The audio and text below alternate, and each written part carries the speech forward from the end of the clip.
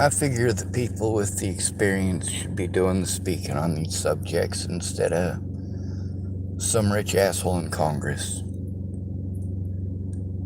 Instead of the Catholic Church, or the Baptist Church, or the Lutheran Church, or any of the rest of these churches that are all caught up in child molesting. Instead of the hospitals and the doctors, you need to hear the victims. I got a lot of victims out here that I recorded, and their stories are not up. It's because they're afraid to have their stories up. They allowed me to record them hoping that I could do something, that I could turn them in. But it doesn't work that way. They tell you the victim has to come in, and the victim doesn't want to go in because they tried going in by themselves and they got shot down. It's different now. I'm here. I can help them with that. But they're not far too afraid to even try it.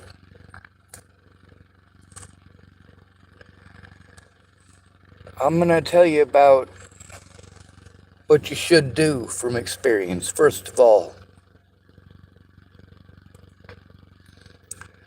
try to collect any information that you can from your rapist. Some people say that you should pee or poop on your rapist.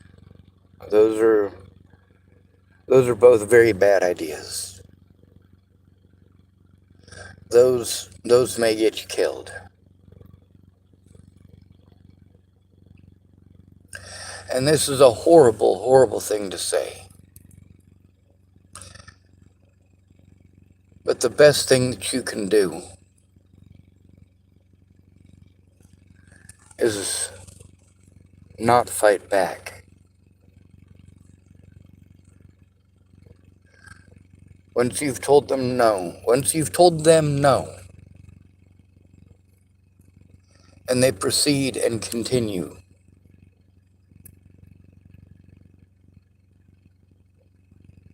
when they get forcible about it, at that point, there's lots of stuff you can do, yes, and lots of things that can go very, very, very wrong.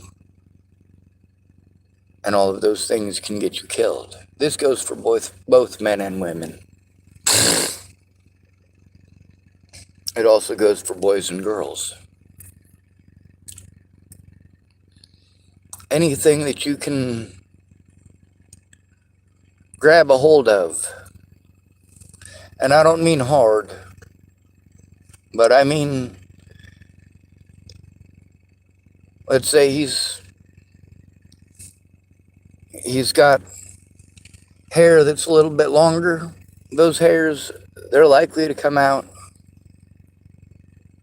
If you have a man with a beard who's raping you, if you stroke his beard, first of all, it's going to feel good to him, and he'll probably ask you to do it more. But also, every time you stroke his beard, if you're able to finagle doing something of that nature, you can get some of his beard hair. Also, a lot of women that I know, they've had other women brush their hair because it feels good to have someone else do it. For a lot of women that I know, having their hair brushed is a bonding experience, and it's also an emotional experience with something that feels good. Men have the same physical senses that you do. They have the same nerve endings you do in most areas of their bodies, so that feels good to a man as well. There are ways that you can collect his DNA. Do not shower. You're going to have to go take a rape kit at the hospital.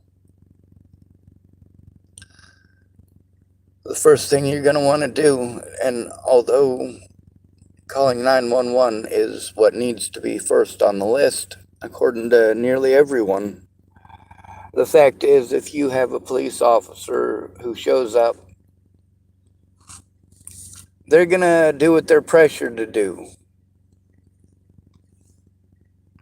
If you're in a college town, that pressure might be to look away from college athletes who are committing crimes. There was a woman in Boulder, Colorado named Teresa Massilia. She was raped. She was raped by somebody that she knew. And when she went to turn it in, the police did the same thing to her that they did to me and many, many, many others. They treated her like shit.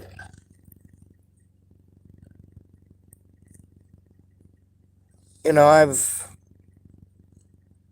known a lot of people that went in and talked to the police, and the police asked them questions like, "Are you sure you didn't want it maybe just a little?" Are you fucking kidding me?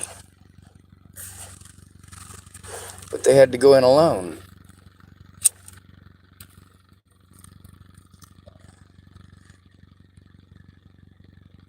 And a lot of times, you know, they'll try to push that in a jury. They'll say, well, why did you call your friend before you called the cops? Well, here's the thing.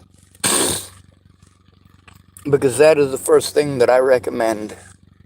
So that you don't get treated like Teresa Massilia. There's 2 women in Boulder who were raped. When Teresa Massilia was raped, she tried to turn it into the cops. They treated her like the criminal. And then they charged her with assault. Do you know why? Because instead of just taking it, she fought back. So they charged her with assault, but they never charged the man who raped her. There's another woman in Boulder who was raped. And I actually shared her GoFundMe a few times because this is a horrible, horrible story. She was going to college to become a doctor. You know what doctors do, right? They're supposed to be trying to save lives. So she was raped by somebody she knew. And she tried to turn him into the cops. The cops refused to charge her assailant. Refused to charge him with rape. Because she didn't fight back hard enough. And then they charged her with false reporting. That's something that you guys need to pay close attention to, because false reporting is no joke. Scott DaCosta is guilty of that. So is Robert Warnick. So is Leslie Snell. Nearly every officer I tried to turn in made a false report immediately afterwards to prevent my honest allegations from being actually taken seriously. They took actions against me to deny me my rights, to block me from turning them in, to block me from access to people who were trying to help me.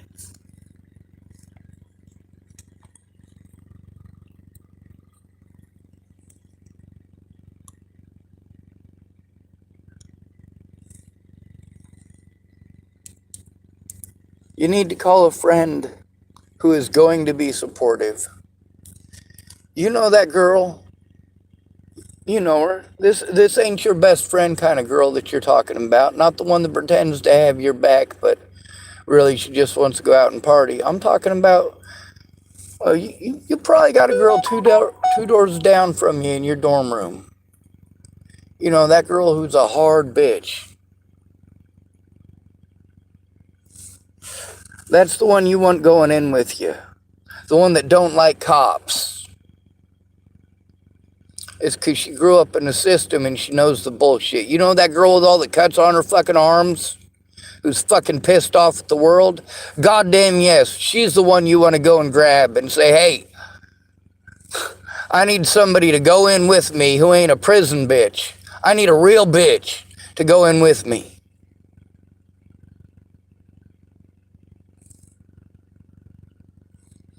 If she's sliced up, she knows the system. And if she acts tough, it's because, well, she's been through hell, and that is a safety mechanism. But when it all comes down to it, there's a 99% chance she knows exactly what you just been through and exactly what you're going to be up against, and she had to go through it alone, which is why she's so pissed off. That's the girl you want on your side.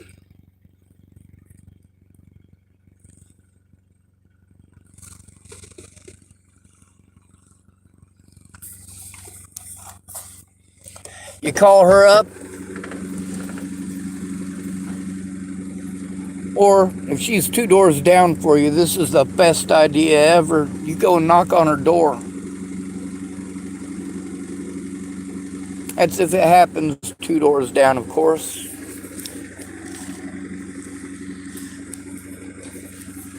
A lot of people like to do stuff at parties, so you got to do some preventative measures too.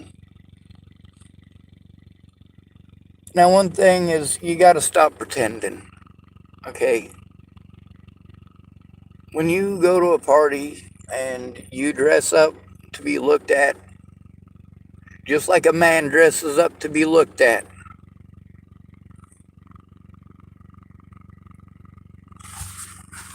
you got to fess up to the facts.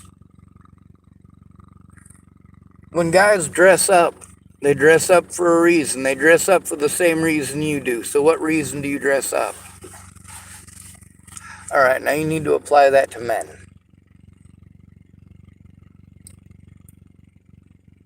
We already know what socially you as a woman are taught that you have to say.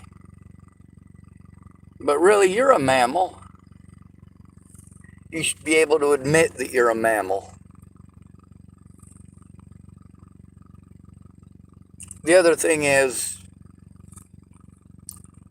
that don't make it okay.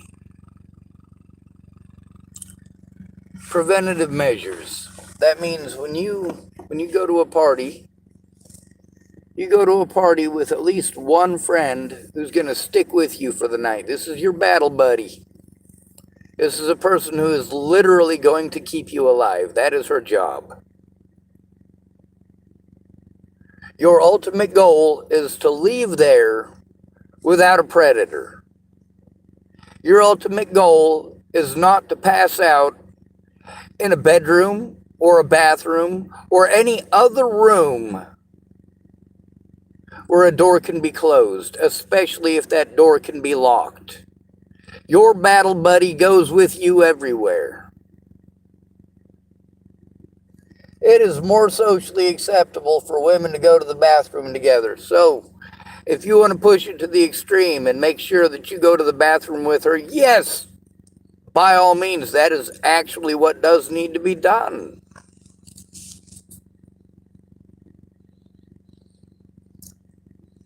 When your battle buddy is having a conversation with somebody and then you have to go to the bathroom,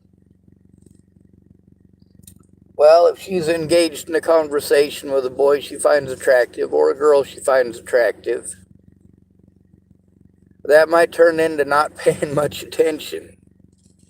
And that can be detrimental to your health and possibly the health of the others around you. If you pass out, you may not know exactly what happened the night before. Now, I've had a lot of women that I know that say they don't remember what happened the night before. It seems to me every single drunk woman that I have ever had hit on me or flirt with me remembered afterwards. Every single one of them. There is no memory lapse when you're pissed off at a guy because you feel rejected. You weren't rejected on the basis of not being attractive. You weren't rejected on the basis of having a horrible personality. You were rejected on the basis of you were drunk. But a lot of women have been extremely cruel to me because while they were drunk, Well, they didn't understand my rules. If I'm not good enough for you when you're sober, you can't have me when you're drunk. Preventative measures means that your battle buddy that you go to that party with is the person that you leave with. If you're going to be one of those people who's going to get super drunk and then angry with your battle buddy for saying, hey, we got to go, or for saying, hey, yeah, I don't think it's a good idea for you to leave with them boys, you should probably leave with me. If you're going to be one of those drunk people who's going to argue and throw a tantrum and say, you're not the boss of me, I'm an adult, you already know where that party is going, but you're drunk. You're oxygen deprived. When you are drunk, I want you to remember, every time you take a shot or drink a beer, I want you to tell yourself, I'm depriving my brain of oxygen. This is going to affect my decision-making skills. When you're that person at a party who needs to be babysat so they don't have 6 guys pull a train on them in the living room in front of God and everybody,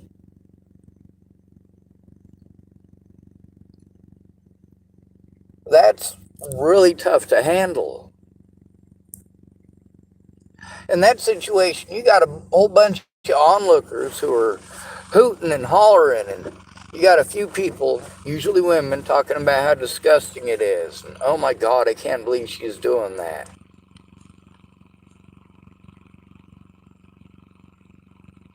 Oh yeah, and Tucker Peterson, I'm telling your mother. That's a story I had to hear secondhand, so I'm not going to tell you. Anyway,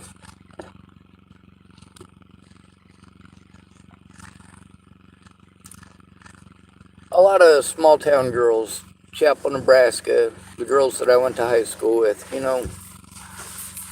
over half of them told me that they lost their virginity to a relative. And in rural areas, that's 70% higher than anywhere else. That's places like Chapel, Nebraska. That's places like Lodgepole, Nebraska, and Sidney, Nebraska, and the surrounding areas. Lots of farms.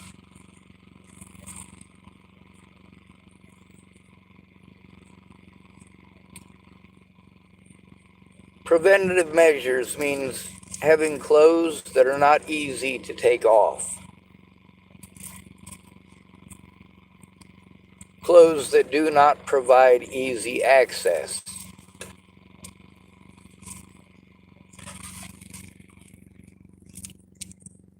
We all know that there are predators out there.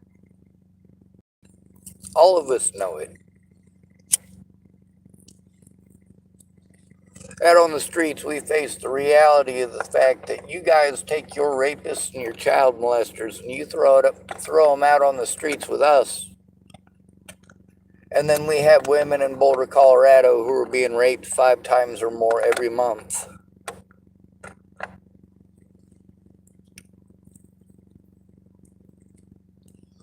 And they're homeless women, so they have to be afraid to turn it in, and they know it. The biggest deterrent to turning things into the police is being afraid of the police. The cops here in Tillamook talk nice, and we know from experience how officers are when they talk nice. In most cases, it ends up being outright bullshit.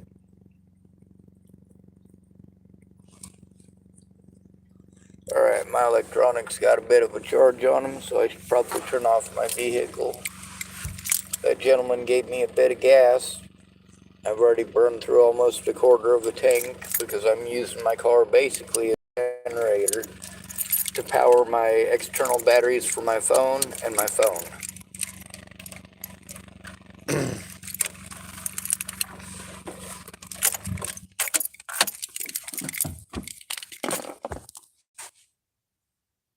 It is super important to have a battle buddy. It's also important to have a plan. There are websites for your local area, and I believe it's important for every man and every woman in the country to look that up. And I do mean that. Those of you parents who actually care about your kids, I want you to look these things up. The first thing you'll notice is that the things that I did in these situations are what you're supposed to do. Unfortunately, you'll also notice from the evidence that what I was supposed to do was ignored, and what these people that I was supposed to go to did was not what they're trained to do. Then again, I'm a homeless male white adult who is disabled, both physically and mentally, including PTSD from being raped.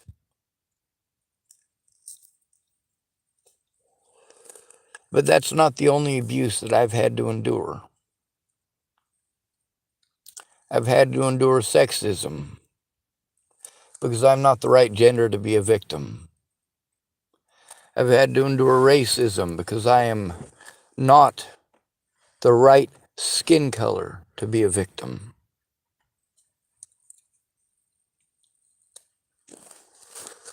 I've had to suffer classism,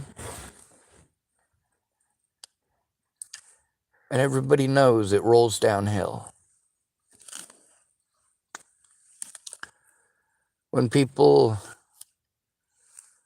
are screwed over, they don't generally take it out on the person who screwed them over. The person who screwed them over did it because they felt like they were higher on the social ladder and therefore more likely to get away with it, and they were right. You want to take it out on someone, and it all rolls downhill.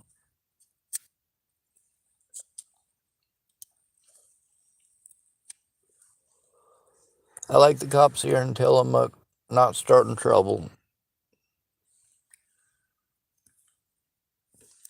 And I've heard from other people about the ones here in Tillamook starting trouble, and I've got some of their names written down. And the guy who told us about it, you can hear those names coming right out of his face. He was telling me about that girl, Elizabeth, who was human trafficked. And I asked for her last name so I could get a hold of her, and he said she was dead.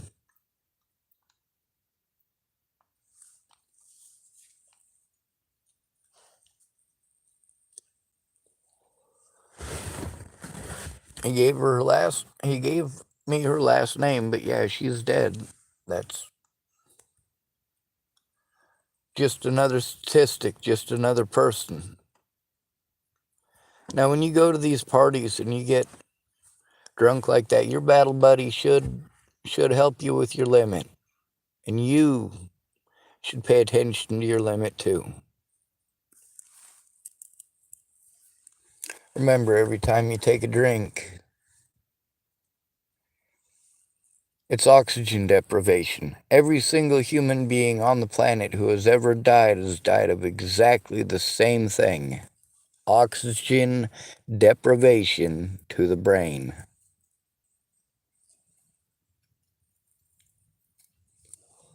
If they bled to death, well, here's the thing.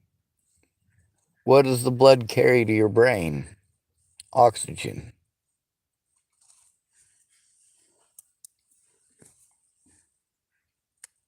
There are things you can do to keep yourself alive, and one of those things is not to fight back.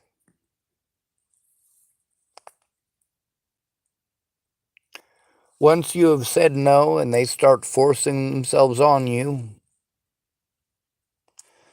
don't fight back.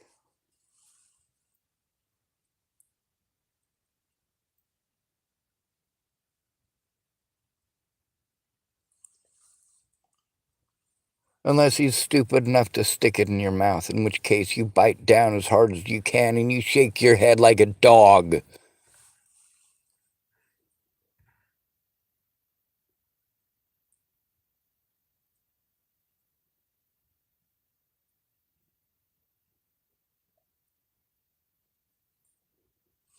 And yeah, he might try to beat you to death in the 30 seconds it's going to take him to pass out.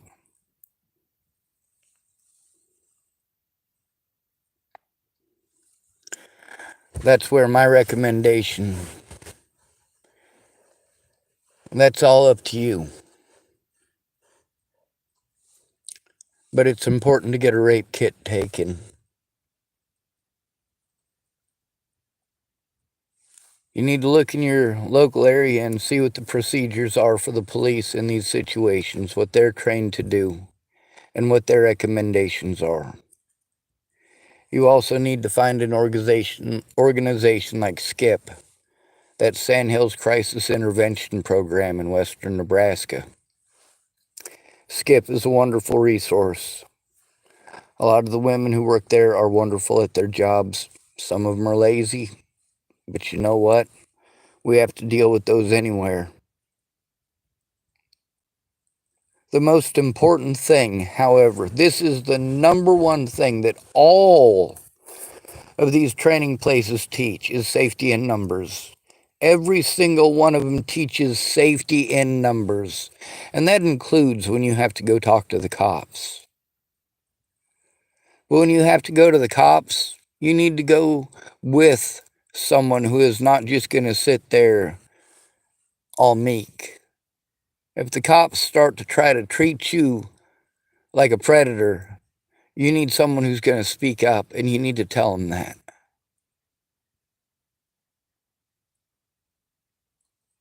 You have been through a traumatic experience. You are going to be prone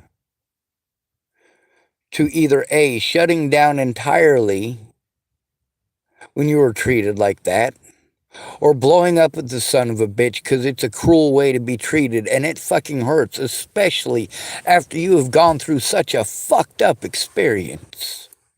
You need somebody there who is going to protect your rights. Without them there and present, the cops can do whatever they want. Whatever the local political agenda is, that's what the cops will do. They have a boss, and their boss has a boss. And you go up the line, and who does it come to? Not the American people. Our votes don't fucking matter. Nebraska trying to vote in marijuana, and they've gotten the numbers to put it on the ballot, and they just go, nope, we're not putting it on the ballot. We're taking that away. It don't matter what you want.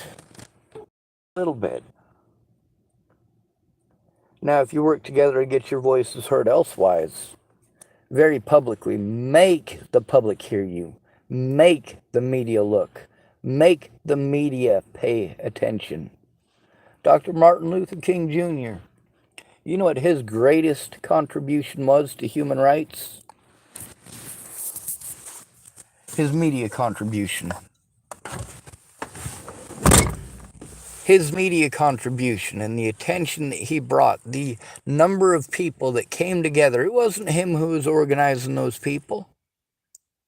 It was a lot of people organizing those people.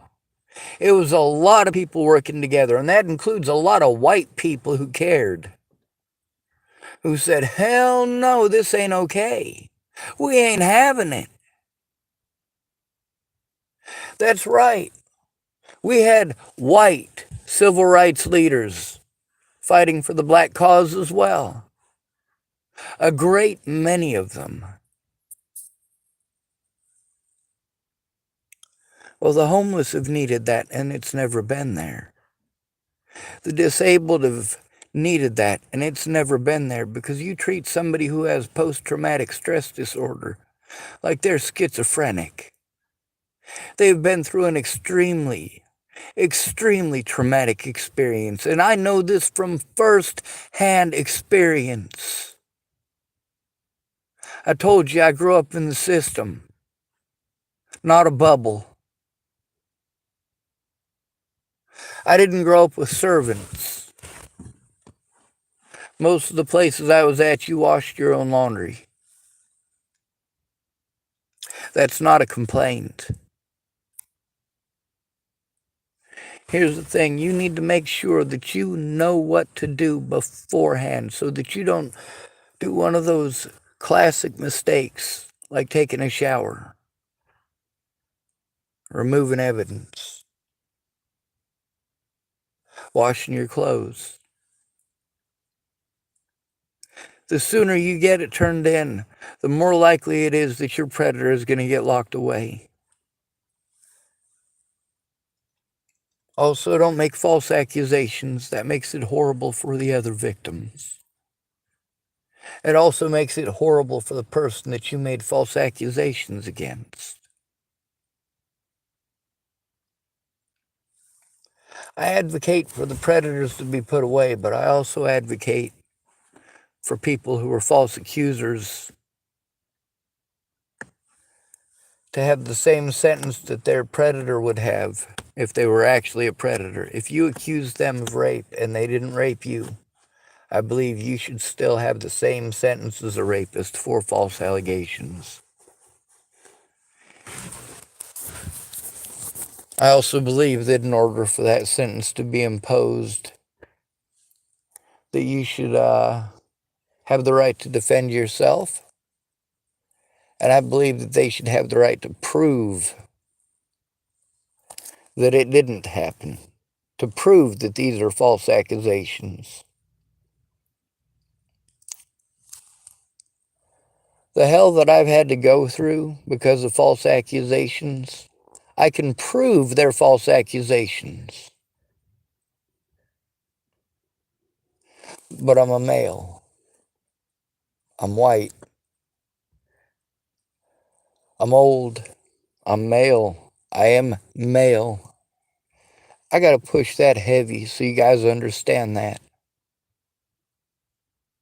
Despite the fact that I am a disabled, disadvantaged homeless man, I got no teeth. Cops accused me of trying to bite them. With what?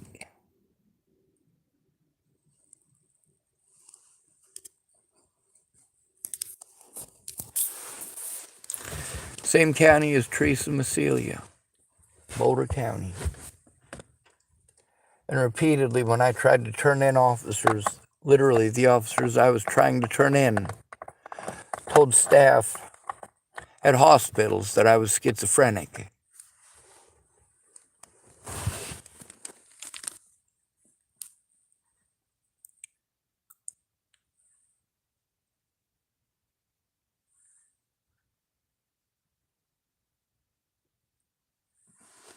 Officer Amanda Jonas of Longmont, Colorado. Her and her fellow officers told the hospital in Longmont that I was schizophrenic. Scott DaCosta ran around telling everybody in Chapel, Nebraska I was schizophrenic. Told officers in other jurisdictions that I was schizophrenic. And William Barr, a former Denver officer who was fired from his job, and you see how impossible it is for a cop to get fired these days. Ask him why he got fired.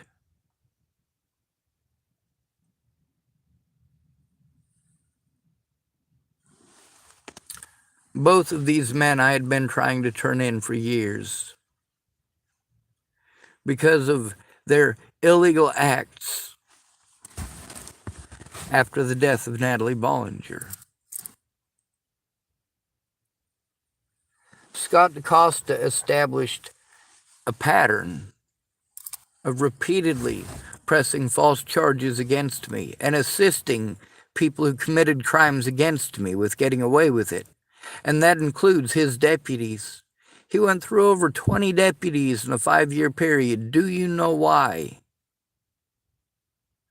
because sending them to another jurisdiction prevents me from being able to bring charges against them. They use that as their excuse to refuse to take a report. Oh, well, he doesn't live here anymore. Scott DeCosta even tried to insinuate that, of course, one of his former deputies, Jared Hahn, was no longer in Chapley. He'd taken a job elsewhere. He wasn't there anymore, so he couldn't do anything. No, no, no, no, no, no, no, no, no, no, no, no. Jared Hahn had been committing crimes against me for years by that point. That is not okay.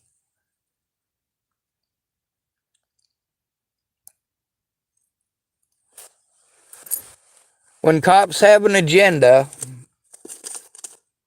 and they often do, you may not know what their agenda is or is not. You need to know what they're supposed to do in that scenario and in that situation. And if you ever end up homeless, holy shit, you need to band up with a couple other homeless women and sober ones and tell them I have no idea what the fuck I'm doing. I need to know what I can do to prevent this shit from happening. I'm not joking when I say there's a lot of sexual predators out here. The prisons keep dumping them off on us. We get all these people that I run into that are telling me they were let go because of COVID. You see how hard they wanted to keep me locked up during COVID to prevent me from turning in my predators there. They did these things repeatedly. I was literally forced to break the law to bring light to the threats and harassment against myself and my loved ones. When Candace Bondurant let me know that her and her kids were fucking threatened, I didn't take it as a joke. When Cara Rogers told me that her and her family were being threatened, I didn't take it as a joke. When Sarah Bacon told me that her and her family were being threatened, I didn't take it as a joke. When my little sister told me that her and my niece were being threatened, I didn't take it as a joke. When people were getting a hold of me, people who had sent me money to GoFundMes that were created for me that I didn't have nothing to do with. As far as getting paid from those GoFundMes, I didn't have nothing to do with that. I didn't set those up. One of them was set up by Candace Bondurant. One was set up by Cara Rogers, a.k.a. Cara Mia. I got these people telling me that they can't help because people are threatening to kill them and their families. Some of them are telling me they can handle it and they're going to help, but they just never did. They didn't try to understand. And then, of course, the longer it took to turn it in, the more likely it was that my predators were going to get away. And if they get away, they'll do it to somebody else. If there's somebody that you go to, if you've been raped, and you go to somebody and they don't try to help you turn it in immediately, you fucking shun their name everywhere.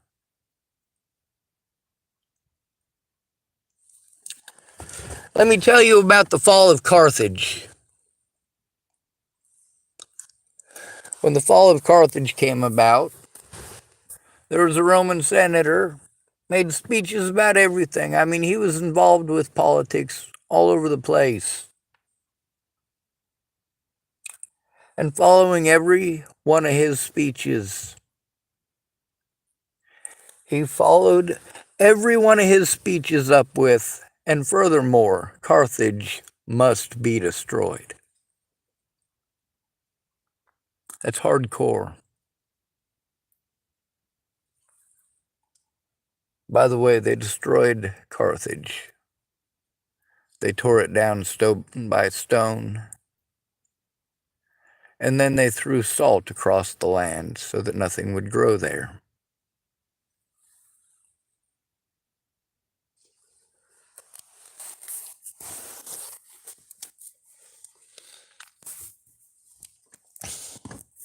Waylon Lolatai is one of my predators. I told on him, but nobody listened. He assaulted no less than 6 other individuals after assaulting me, and he already had a history of assaulting people. And they gave him a badge and a gun. And look what he did. His actions damn near cost the conviction of Joseph Michael Lopez. But he had help. The entire Boulder Police Department are a bunch of hobo-hating, witch-hunting bastards.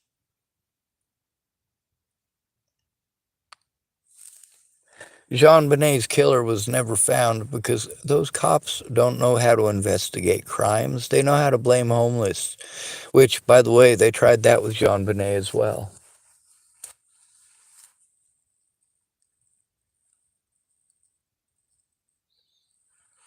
Especially if you live in Boulder County, Colorado.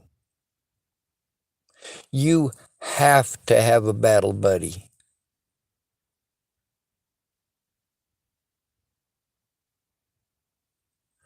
The police will abuse you same as anyone else. Adams County, that's the same department that was supposed to be investigating Natalie's death.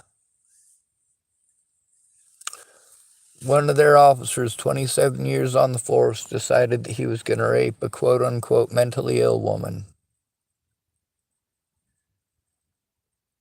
It was recorded on his dash cam. 27 years. How many women do you think he raped in that time? How many women do you think were too afraid to turn him in because he's a cop? How many women do you think tried and were told, you just need to love yourself? Or you just need to let it go, or you just need to move on? No. You don't get to just move on after that. That fear is always there. And if it's not fear, it is pure hatred. Waylon Lolatai isn't the only predator of mine over the situation with Natalie Bollinger that did things to others. There's a lot of bodies over this. A lot of bodies because nobody wanted to listen. Let's look at Tibor Hatay, Demetrius Shankling, Elijah McClain.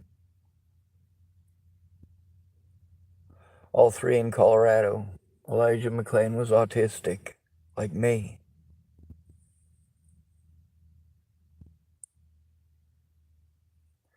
People cared about him because he was black. Demetrius Shankling was white, like me. People cared because he was a college boy whose parents gave a shit.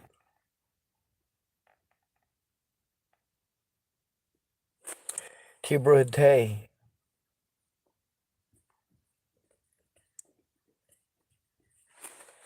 He was sent to a behavioral health unit that was run by people who, well, might not have even gotten a high school diploma, who injected many people who didn't need drugs injected into them with these drugs and assaulted these people intentionally. And they got away with it. And the security camera there, they started halfway through after they've already begun the assault. You get to see one of those ladies who's in the Denver 7 Tony Kovaleski crap. She's talking about the death of Tibor Hatay and the horrible things that she saw in there.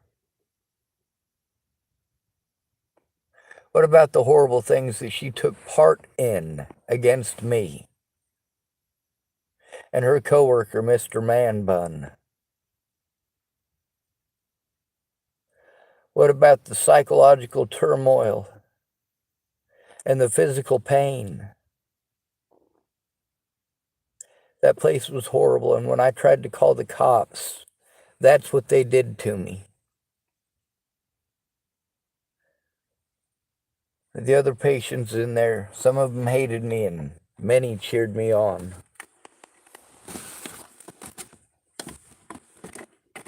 There's a reason they cheered me on. Many of them had been going through it, and they were lucky that they weren't killed.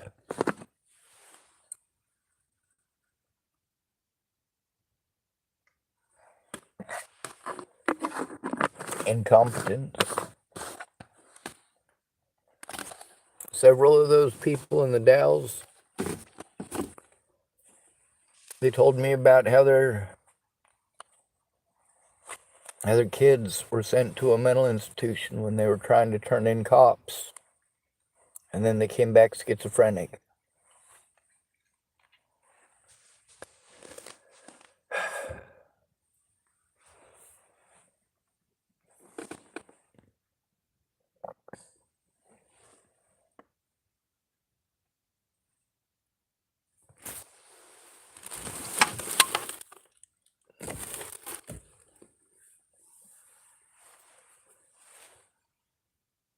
If you're raped, you need to have a plan. You also need to know what your local laws are. You also need to understand that you need to go in with someone. You need to preserve evidence, and you need to know how to do so in a way that is not going to get the evidence thrown out in court.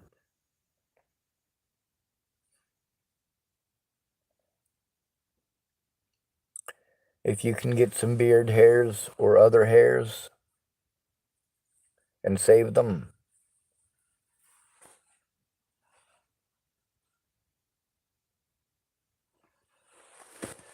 that's important. It's DNA evidence.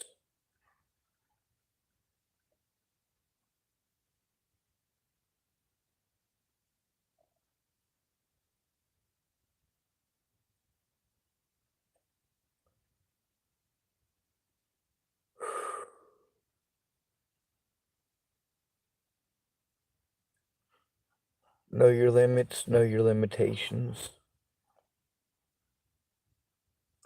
Also, those of you boys out there, I want you to pay attention too. When you're sexually assaulted by a woman, I know how you're treated.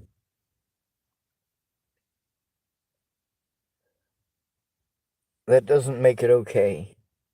And I'm sorry that you guys are treated the way that you are when you try to turn in your predators. I'm sorry that it results in being made fun of any time you open your mouth.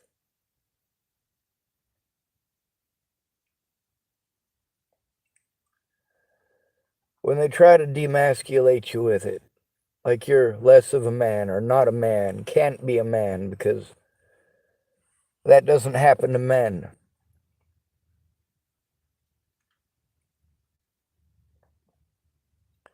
They're perpetuating the ignorance of our society that's getting so many people killed.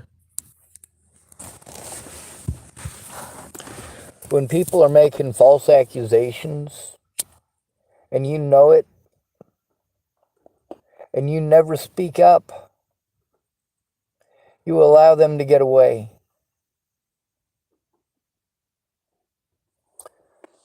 With my so-called friends, I'm angry at them all for the same thing. Their silence. There's a reason I needed them to speak up. For those of you who are women, I understand a lot from personal experience. I also understand that I'm an adult now. Being an adult, I still have to worry. I had one woman, Nicole Jarrell. She was joking about, well, doing stuff with my backside and a carrot. Well, it turns out it wasn't a joke. It's like her most intimate fantasy. And she tried to stab me in the butthole, perfect aim, with Carrotzilla through my jeans. Not okay. She's got horses. This was not a little carrot. I don't care what your fetish is. You don't stick things there. I said no. That happened to me as an adult. That happened to me literally at her parents' house while I was washing dishes in Nederland, Colorado. There was one night, there was a woman who was, she was fresh on the streets. And she was scared shitless, and she didn't trust anybody and didn't like anybody and wanted to avoid everybody because she was scared of everybody who's homeless. Because, of course, we have to teach all little girls that they have to be afraid of the homeless. And that includes me that she was afraid of. She's afraid of all the homeless, but she latched on to me because I was the only one who was friendly. Like, I saw her looking for a place. She had her backpack and her stuff, and she was, well, on Pearl Street. I thought she'd gotten off of a bus, but no, she was from that area. She's from Boulder. She was fresh to the homeless thing. The only time she'd ever experienced homelessness is seeing him out the window when she's, riding with her parents. Now she's an adult and she's on the streets. Fuck, So she was afraid that somebody might try to sexually assault her in her sleep, which is a possibility. It's more likely that it'll be a college student than a homeless person. But you know what? It is still a possibility and a likely possibility. It's not like a 90% chance that it's going to happen. It's more like a 1 or 2% chance that it's going to happen with a homeless person, and probably a 4 to 8% chance that it'll happen with a college student. Depend on where you pass out. Don't pass out around them college students. That is not a joke. A lot of the homeless, we've been victimized. We will look out for you. But there are those among us who are not good people. There are those in the homeless community who were dropped off in the homeless community because nobody wants them there, because they are child molesters or rapists. And it's not like these people walk around with a shirt that tells us that they're pedophiles, or that they're specifically interested in blonde-haired girls with blue eyes, or specifically into skinny girls under 5'2". They don't come with labels telling us what their sickest fantasies are. They don't come with labels attached to them for us to read when we first meet them. They may be the most charming person in the world, but they got out of prison just last year for raping kids. How do we know that they're not a rapist?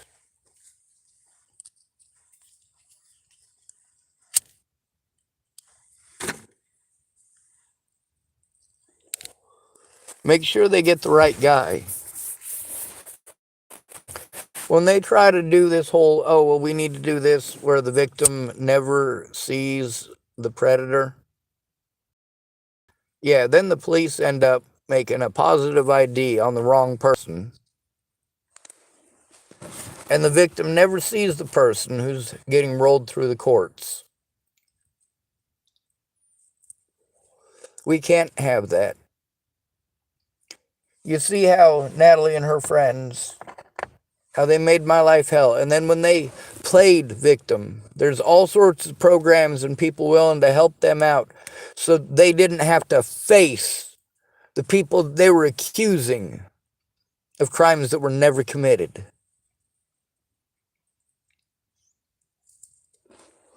I did eventually threaten people, though. Eventually. And I fess up to my shit, god damn it. These guys wanted to ignore me while people are being raped and fucking murdered for years. And yeah, Natalie Bollinger was the last fucking straw.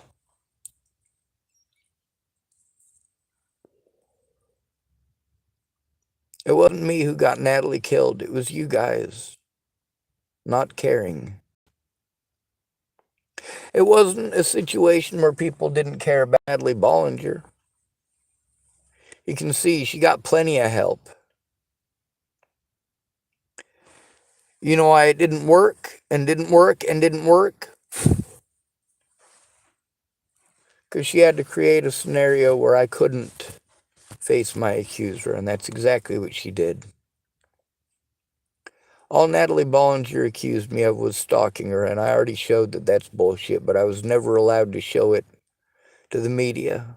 I was never allowed to show it in the courts. None of these social media places care. None of these web sleuth groups or true crime places care about the actual evidence.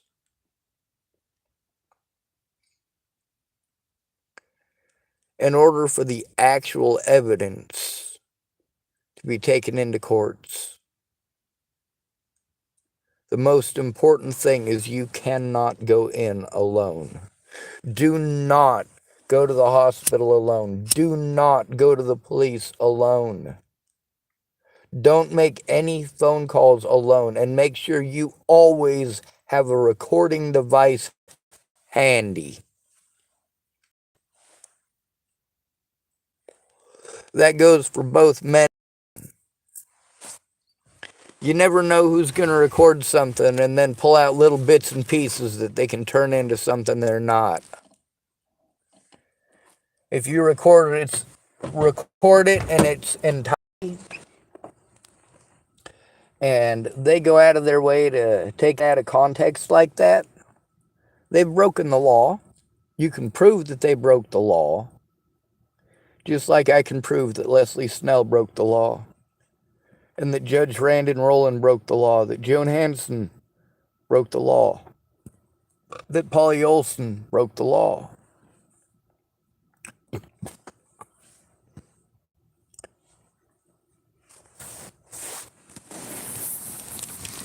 Since there are now nearly 24 officers and government officials that I tried to turn in who have been incarcerated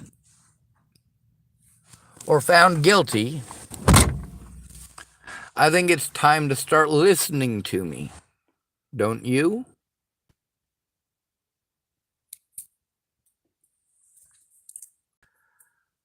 A lot of people try to deter me from fighting this fight. I absolutely will not be deterred. Rape in America has become not an American subculture, but American culture.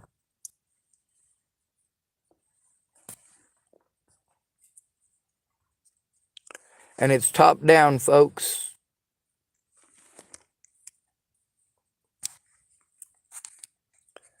The homeless, they only had 1/120th the population size of black people in 2019. Yet they accounted for over double the number of people killed by police in 2019.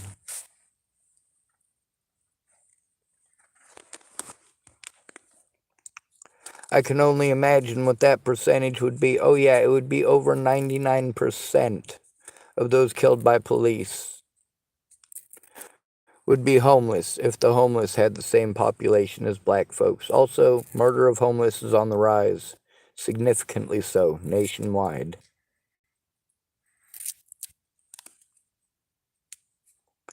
If we're going to stop this, like Chelsea Akins said, we need to stop this from the inside. But we also need to work together and show that they've established a pattern of this. I have saved the pattern.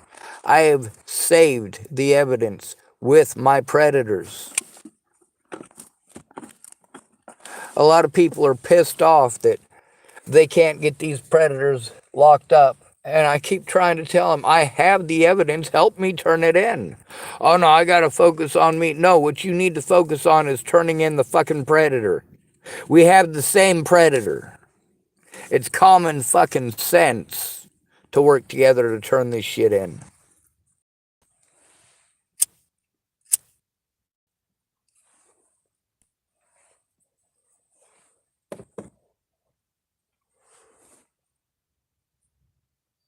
I also understand if you decide to slice yourself up again or take your own life.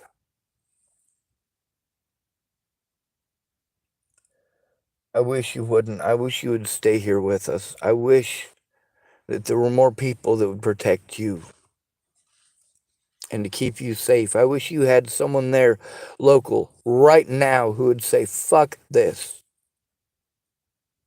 There's no statute of limitations on sexual assault. There is no statute of limitations on murder.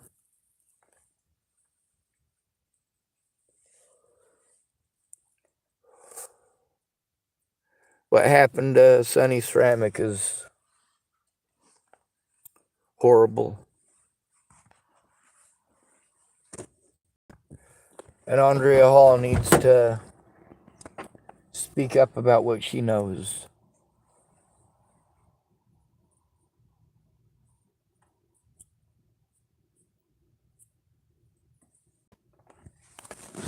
We know about the sex trade. We know where it's going through. We know what interstates and highways it's across. All of them. Chances are pretty good that Sonny Ceramic ended up in Omaha. From there, who knows? She could be forced to turn tricks in New Jersey by now. She might be in Canada or Mexico. Or she might be underground. I don't mean underground like the Underground Railroad or underground like the black market. I mean, as soon as she became a hot item on the news, it was a lot easier for the predators to get away with it if she was no longer around. You have any idea how difficult it is to make money on a woman if you're going to get put in prison as soon as you take her to a truck stop to sell her?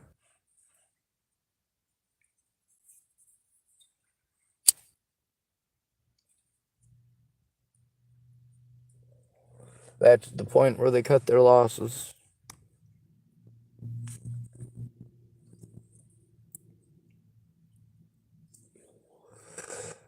And they do so by cutting her throat or shooting her in the head.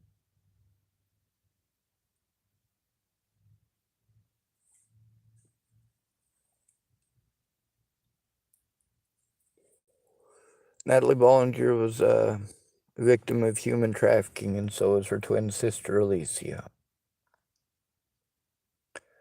Their predators include, but are not limited to, Ted Bollinger, Troy Bollinger, Jennifer Farina Bollinger, Rose M. Kelly, a.k.a. Rose M. Self, Danica Garner, Rochelle Shelley Campbell,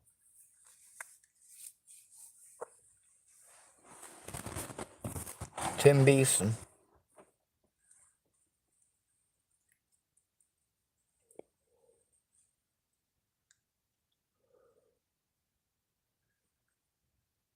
Many of her predators became my predators before she was killed.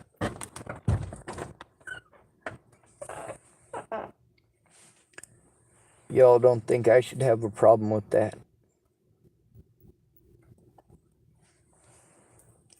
There are things that you also need to understand. Just because you haven't been raped, you probably haven't thought about it. But don't say pretty things to them. You know, when you tell a victim, it's going to be all right, hon. We're going to help you. You need to help them. And I don't mean 6 months down the road. You know what happens to evidence in 6 months? You expect her not to take a shower for 6 months because you gotta what? What's more important than turning in predators? You know what? Those of you who want to talk about your kids, is it worth your kid and you skipping a meal to turn in a predator? I think it is. Because the sooner that predator is behind bars,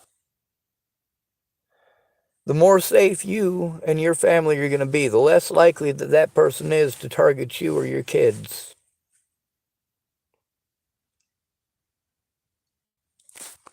But also, you need to be aware of accusations. You got to be wary of hype and false hope. For a lot of us, especially out on the streets, we get people who tell us how sorry they are. Don't tell us you're sorry. You didn't do it. Help us turn it in. We're not coming to you for a fucking sorry. We're not coming to you for sympathy. We're coming to you for help. You have any idea how difficult it is when you've been sexually assaulted to actually speak up? How scary it is to speak up? And when you finally do, you get I'm sorry's. And, oh, well, I can't help you now. I got a basketball game. How about after your basketball game? Oh, no, I got basketball practice tomorrow night. How about Thursday? What's going to happen on Thursday? You expected to not take a shower till Thursday? Then on Thursday, I'm sorry, I'm going out with the guys. I haven't hung out with them in a really long time. And then after that, oh, I'm sorry, I'm sick. I think I might have the flu. Or, oh, you don't want to come over? I got the COVID. And then on their Facebook, they got posts about them partying all weekend. It sure looks like the COVID. Sure looks like the COVID.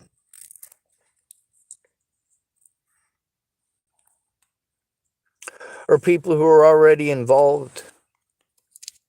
They want to say, oh man, I don't want to get involved. Yeah, that's because it's popular.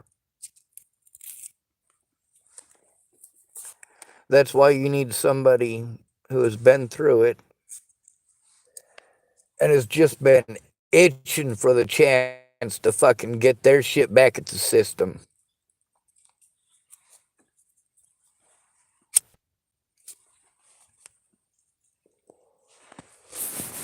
Safety in numbers. In order to combat this, you need to sin. Safety in numbers. You go everywhere together. If something happens, you go in together. You watch each other's back. That is your battle buddy. That person keeps you alive. And make sure at all points in time, at least one of you is fucking sober.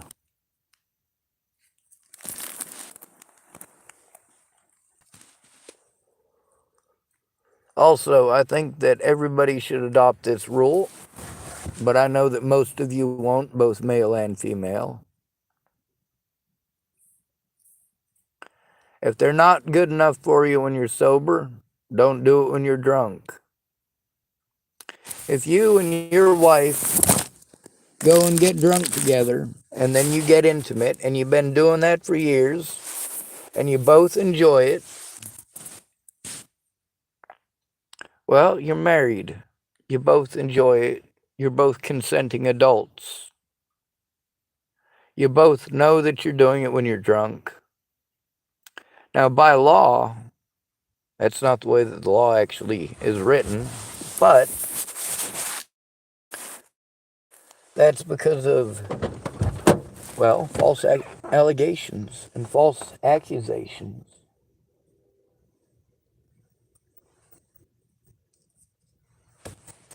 I know how scary it is to come forward. I know what it's like to come forward about something that you've been through, and then to go somewhere the next day and have 2 or 3 people ask you about it. I know what that's like. You try to turn in abuse. It was traumatic. And then you've immediately got everybody in town treating you differently. And then you have people telling you, oh no, you're just paranoid. No, I had 3 people literally come up and ask me about the situation that I literally went to one person about. One person to say, hey, I was abused. I need help turning it in. And between helping me turn that into the police for my safety and making it a joke around town,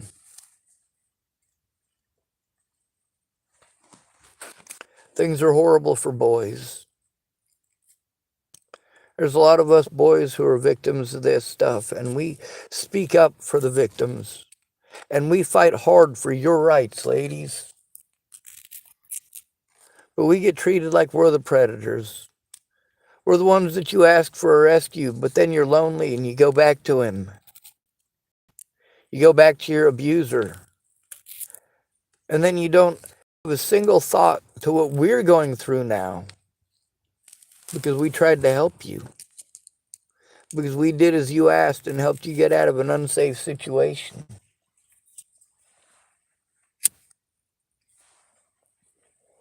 And what are we supposed to think when you're telling us that you need help getting out of that house because he's beating on you, and you get safely out of that house, and 2 weeks later we got this guy and his buddies backing us up, literally backing us up into a corner, threatening us, the people who helped you out of that situation, because you got lonely and got drunk and decided to go back over there and get back together with him because you had sex. Oh, yeah, and you're not allowed to be friends with us anymore, apparently. That's what you say because he's going to beat you again, and you're going to come right back to us. And you're going to say, oh, he threatened this, or oh, well, he threatened that. No, you got drunk and lonely and horny.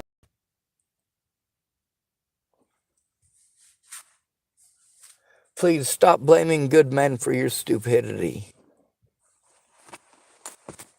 We got a hard enough time with our own stupidity. You complain that there's no good men left and men won't do anything. Look at what happens to us when we do something. And then we're told we should have just minded our business. Oh, we need to speak up about women being abused. Oh, well, you never would have gotten into that situation if you'd have minded your business. You know what? Catch 22. Damned if you don't, damned if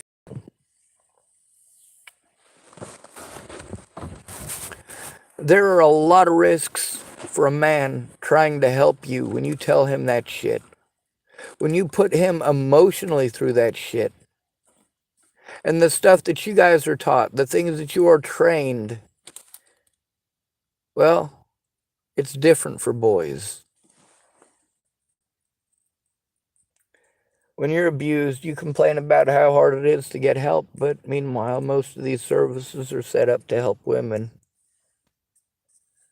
There are 15 services in Boulder County that are women only for every co-ed service. Did you know that?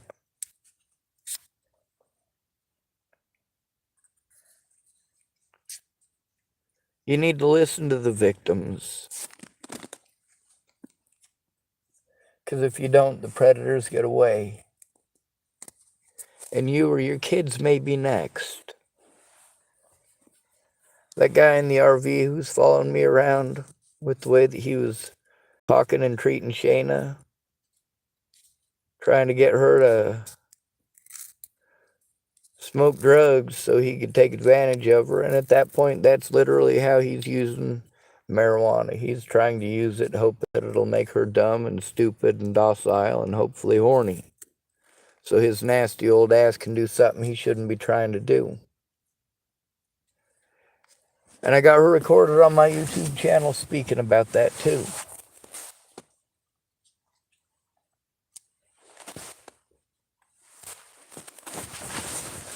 Alright, this video is pretty long. There are things that are worse than rape.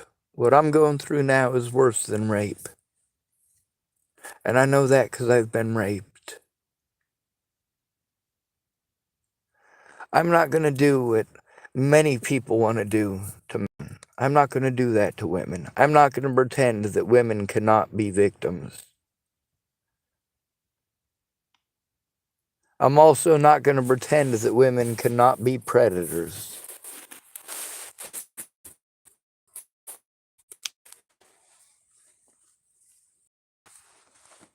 who have been victimized and survived it. We are survivors.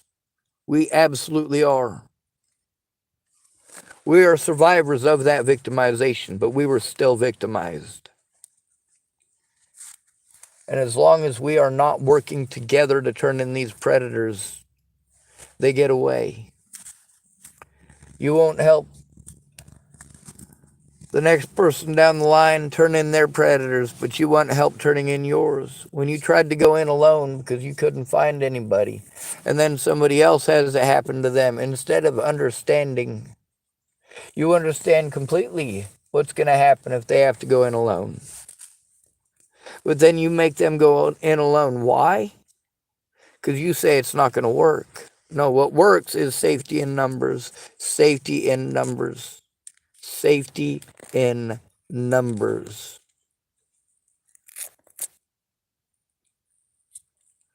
Good to be rid of you. Thanks for coming to visit. Stay out of trouble or don't get caught. Remember, you are your brother's keeper and no victim left behind.